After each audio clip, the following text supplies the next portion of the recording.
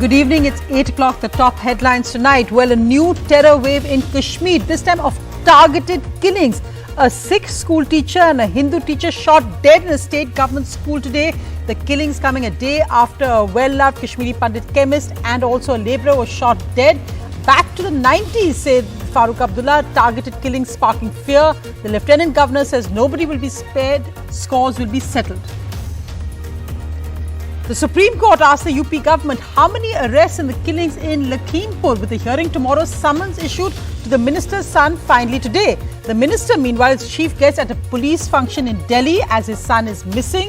And BJP leaders Maneka Gandhi and Varun Gandhi dropped from the BJP National Executive. Varun Gandhi dropped after tweets asking for the Supreme Court monitored probe into Lakhimpur Kheri killings. A decision on Aryan Khan and the other accused bail will now be tomorrow. The judge today sends Aryan Khan and others to judicial custody. Aryan's lawyer argues in court that I was invited on the cruise only for my Bollywood link and glamour. I was searched, but nothing was found on me. Meanwhile, Hrithik Roshan posts in support of Aryan, saying, "Own it, own everything you experience, Aryan." Foreign tourists to be allowed back into India. New visa rules allowing foreign travellers from November the 15th. Chartered flight tourists will get visas from October the 15th. It's a huge boost for Indian tourism as foreign travellers are allowed in India again.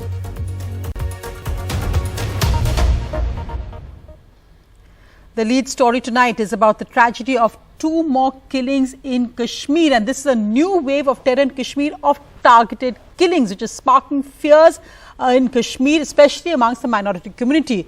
Today, a Sikh school principal and a Hindu school teacher were shot dead in a state government school. They were separated from the other teachers and shot because of their religion.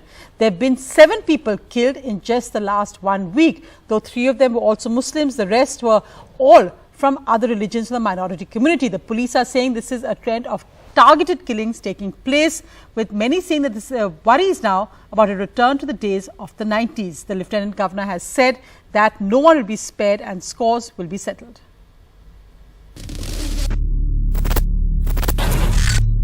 A school field turned into a killing ground on the outskirts of Srinagar.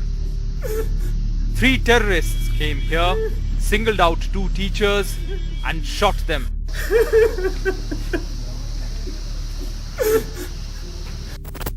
Both died on the spot as fear-stricken teachers cried in helplessness. The victims, Deepak Chand, a Hindu from Jammu, and Principal Supinder Kaur, were killed at Sangam village in Srinagar. The 46-year-old principal was a resident of Aluchi Bagh in Srinagar. He was working in the school for the last 3 years. Gunshot सुने तो हम मतलब shock हो गए कि हमने खिड़की से देखा तो यहाँ पे मतलब शोर सा था। बाहर निकले तो वहाँ पे मैडम दीपक सर टीचर एक हमारा वो गिरा हुआ था वहाँ पे। There was an immediate fallout. The Sikh community has asked its government employees not to attend duties until the government takes steps to ensure their safety. हमने तो आज से अपने प्रोटेस्ट के तौर पर अपने तमाम उन सिख नौजवानों से कहा है जो सरकारी दफ्तरों में हैं कि वो प्रोटेस्ट के तौर पर अभी लीव पर चले जाएं। हमारा प्रोटेस्ट ये है कि कोई बच्चा या कोई जो बेटी है वो अभी कहीं सरकारी दफ्तर में ना जाए। There are some modules working on behalf of some agencies in Pakistan. They are working for TRF under the umbrella of TRF, and TRF, as you know, is being run from Karachi. People from the minority community also have a right to go for their occupation, for their professions, wherever they are deployed by the government. They are being targeted. The spate of murders has sent a chill across the valley. 7 civilians in 5 days. On Saturday, 2 civilians, Majid Ahmed and Muhammad Shafi, were killed. On Tuesday, 3, including a prominent chemist Emil Bindru in Srinagar, a Golgappa seller and non-local Virender Paswan, and a cab driver Muhammad Shafi, and now 2 teachers. The question is why situation has reached such a pass. This is for the first time when teachers have been killed inside school because of their faith. The incidents over the last 1 week will have serious repercussions. With cameraman Amir in Srinagar, Nazir Masoodi for NDTV. And India has directly linked these killings, as we just heard the DGP say, to Pakistan-sponsored cross-border terrorism and said this targeted killings of innocents has to be stopped and the backing of terrorism by Pakistan as well. देखिए कश्मीर में जो हुई है घटना हिंसा की जो आप बात कर रहे हैं लास्ट 4-5 दिनों में, देखिए ये विदेश मंत्रालय की कोई स्पेसिफिक वो तो नहीं है, पर ये तो स्ट्रांगली कंडेम करते हैं हम लोग। इस तरह से निहत्तों को मारा जा रहा है, टारगेटेड है। हम पहले से ही कह रहे हैं कि इस टेररिज्म जो पाकिस्तान से क्रॉस बॉर्डर टेररिज्म पे हमें बहुत चिंता है। और पर इस पे आप अगर डिटेल मांग रहे हैं अबाउट क्या एक्शन लिया रहा है मिलिट्री या सिक्योरिटी पॉइंट ऑफ व्यू, वो तो गृह मंत्रालय से आप पूछें। पर हमारी तरफ से इस विषय पर हम अपने सारे पार्टनर्स के साथ क्रॉस बॉर्डर टेररिज्म की बात हम लगाए हुए हैं। Urgent meetings also the Ministry of Home on those killings in Kashmir. Meanwhile, the other top headline, the Supreme Court today asked the Uttar Pradesh government how many arrests have happened after the Lakhimpur killings. Well, the answer is not one. And today, prodded by the Supreme Court, finally the UP police has pasted pictures of a summons, notice or summons outside the Lakhimpur house of the Minister of State for Home's son, Ashish Mishra, who is now, after giving interviews to the media 3 days ago, gone missing.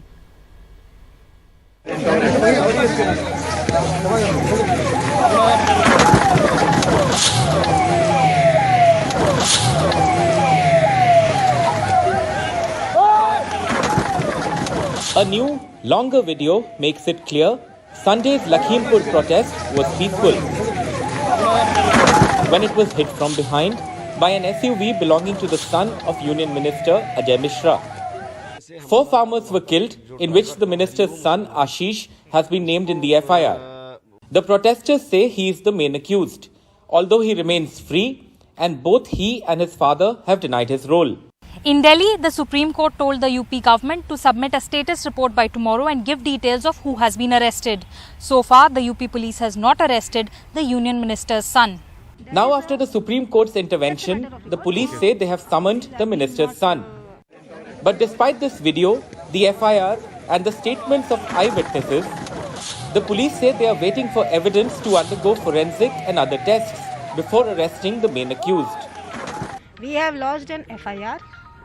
We have not gone into the background of whosoever the accused is. So this time that is being taken is not jarring according to you? It doesn't strike you as something that would not happen if Please either help out. matter? Please help me out. I have already issued a number. Please help me out. Provide me evidences. I will definitely go for. Again and again you are calling for a murder case. You should be very well aware that an inquiry commission has also been established for the inquiry.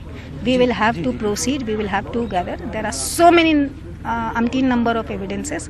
All have to be forensically examined. 2 cartridges have been recovered from the spot where the farmers and journalists were killed. Farmers have alleged the son of the union minister fired at the spot, but the police says no firearm injury has been detected in any of the 8 postmortems. 2 people were questioned today in the case, but no one has been arrested yet. The opposition leaders, who were finally allowed in Lakhimpur by the Yogi government, have demanded the BJP sack the union minister. वो जिम्मेदारी से कैसे हट सकते हैं, उनको भी इस्तीफा देना चाहिए। मैं जानना चाहती हूँ कि न्याय कैसे मिलेगा अगर वो मंत्री रहेंगे, उनके अंडर आता है ना ये सब। किसानों से तो जब तक वो रहेंगे, जब तक वो बर्खास्त नहीं होंगे, तो कौन एक निष्पक्ष जांच करेगा? But the BJP appears to be backing Ajay Mishra, who was recently appointed with an eye on the vital UP Assembly elections. The minister is back at work as one of India's top law and order officials and was the chief guest at a meeting of prison officials in the capital, in his role as the junior minister for Home Affairs. The BSF, a paramilitary force under his ministry, was deployed to keep the media out. After attending BPRD function for over an hour, Minister of State for Home Affairs Mr. Ajay Mishra left just now. He attended this conference on prisons and correctional service. He was here for over an hour. Interestingly, the media was invited here yesterday, and today they were barred from going inside. And look at the bandobast. Look at the bandobast, the BPRD, the Delhi police, even the BSF has been deputed along the gate just to keep the media out of the gates. Hours after Varun Gandhi, the only high-profile BJP leader who has spoken out repeatedly against Sunday's violence, tweeted, calling the Sunday incident murder and calling for accountability, he was dropped from the party's National Executive Committee, along with his mother and fellow MP, Menaka Gandhi. The BJP stand is not acceptable to families of the victims like Nakshatra Singh, the 65-year-old farmer who was hit first by the SUV owned by the minister's family. कुछ संगठनों का नाम लेते हैं, आपने भी सुना होगा, बब्बर खालसा एक्सेट्रा. तो आप एक जनप्रतिनिधि के मुंह से जब ये बातें सुनते हैं तो आप क्या सोचते हैं इसके बारे में? सर, कुल मिला के ना बेवकूफ़ी है जो ये सब फालतू की बातें करते हैं, किसी को किस चीज़ में जोड़ते हैं. खैर कुल मिला के सर ये है कि हम बस सब न्याय चाहते हैं. The UP police have just pasted this notice outside the residence of MOS home Ajay Mishra, basically summoning him for questioning at 10 a.m. on 8th of August, which is tomorrow. But the moot question remains that they still have not been able to trace the MP's son. They have still not made an arrest. And all of this appears to be just attempts at whitewash. With camera person Vineet Verma, this is Alok Pandey, NDTV. Well, let's see what the Supreme Court says tomorrow when the UP government gives them a status report. Meanwhile, the other big headline coming out of Mumbai, where 8 accused in the sensational drugs on a cruise case have been sent to judicial custody. That includes Shah Rukh Khan's son, Aryan Khan. You can see him there being taken to judicial custody. Now, Saurabh, the decision on the bail hearing of Aryan Khan and the 7 other accused is tomorrow morning. What happened in court today? Well, the court heard arguments mainly from the Additional Solicitor General, which is, of course, Mr. Anil Singh, and then, of course, from Mr. Satish Manish Shinde, who was appearing for superstar Shah Rukh Khan's son, Aryan Khan, and several other defense lawyers, including Mr. Tarak Syed and others who were arguing for different accused. Now, after the arguments were over, the court made important observations that it felt that there was no need for further custodial interrogation, and the court also made an important observation in its order before it sent them to judicial custody. And why judicial custody is important, I'll explain later, but the court said that from the time they made the arrest till now, what were they doing? And it doesn't take so much time to confront them is one of the observations that the court made, because the NCB was arguing they needed to confront the accused and therefore needed custody. Now, the court sent them to judicial custody and not NCB custody, like the NCB had asked. That made them eligible for bail. Immediately, the lawyers moved for bail. In fact, Shah Rukh Khan's son's lawyer asked for interim bail. The court has said it'll hear the matter at 11 o'clock tomorrow, and also the NCB's side will be heard. But it's important given the fact that Mr. Manish Shinde repeatedly said that how can someone from whom nothing has been seized be continued to be kept in the custody and not be eligible for bail. So that's one of the arguments. Part of a reading from that, if you just look at that seizure memo by the Narcotics Control Bureau itself, as we can see, the accused number 1, Aryan Khan, because he was arrested first, the evidence shows that, according to the NCB, that there's no seizure of drugs from him. Arbaz merchant, 6 grams of hashish, Munmun Dhamecha, 5 grams of hashish or charas, Nupur Sitija for MDMA pills. So that continues with the Smeet Singh. She had cocaine and MDMA pills. Mohit Jaiswal, apparently, according to the NCB, had given these pills. And the various others, but as you pointed out, that Aryan Khan had no seizure on him. And as Satish Manish Shinde argued today in court, saying that my bag was searched, nothing was on me, and I was only invited to the cruise because of my Bollywood links and that I would provide glamour. So let's see what happens tomorrow in court on that case. But let's just move across to other news. Well, today, the Prime Minister has completed an uninterrupted 20 years in office. He was congratulated by various BJP ministers, his colleagues and many others. He today inaugurated also 35 oxygen plants in Uttarakhand. आज के ही दिन 20 साल पहले मुझे जनता की सेवा का एक नया दायित्व मिला था। आज से 20 वर्ष पूर्व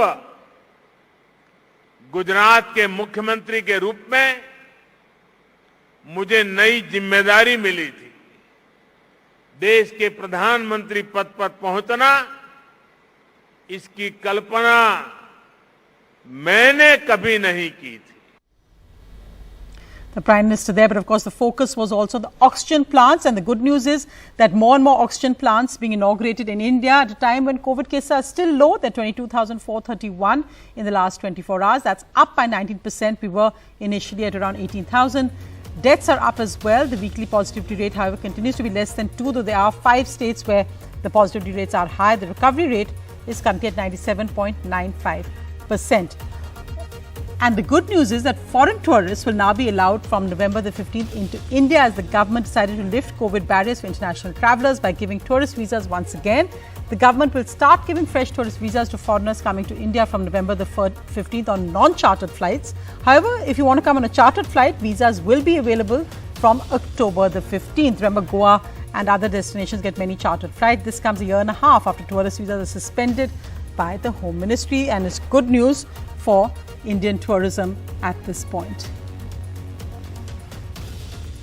However, today the government warned once again October, November, December are key months to be cautious with festivals and weddings. But today, the first day of the Navratras, devotees offered prayers across India. And in Maharashtra today, temples and all places of public worship were open.